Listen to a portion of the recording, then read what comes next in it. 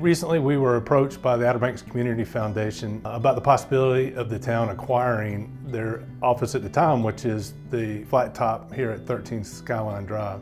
We were immediately excited about the idea and the possibility of owning a flat top, knowing how important the flat tops are to the town of Southern Shores, the history, the fact that we're losing them. It only seemed natural for the town to acquire the property to be able to preserve it. We own the property next to it. We own about 2 acres adjacent to this property, which is another reason why it just simply made sense.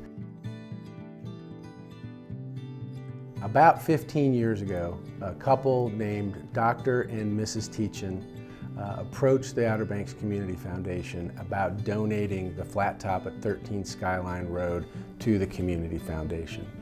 Both of them love the Outer Banks, they love Southern Shores, and they love their flat top. And the fact that they chose to donate it to the Community Foundation at that moment in time, when we really needed a place to call our own, was just magical.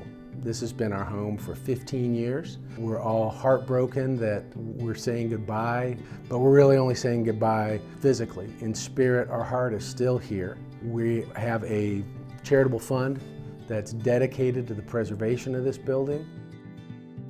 One of the benefits of being here is that we have gotten wrapped up in the movement to preserve flat top cottages in Southern Shores in general. Every 2 years, historically, there's been a flat top tour where visitors can check out our place and a couple dozen other flat tops here in Southern Shores. It's a very unique architectural style. The artist Frank Stick has been credited with bringing it to the Outer Banks, and this particular building was built in 1953. I've heard it referred to as the first cottage on the hill, and I've definitely heard Frank Stick and his son David Stick intimately involved in not only the architectural style, but the development of the community of Southern Shores.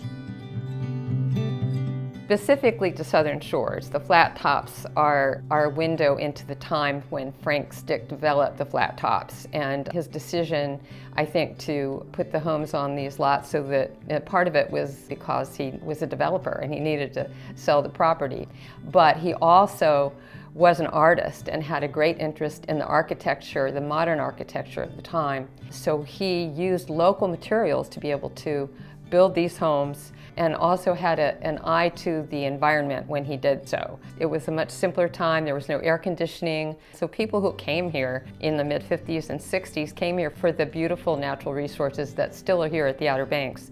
And because these homes do not dominate the skyline of Southern Shores, it really was consistent with the natural beauty of the place. As we look to the future, we want to be able to expand our footprint. We want to be able to be in a position to grow as the town grows. And so the flat top will be a part of that growth. Because the town has purchased this house, I feel like it has the best chance for being here in perpetuity and being protected and cared for as a flat top, and the legacy of Frank Stick continuing.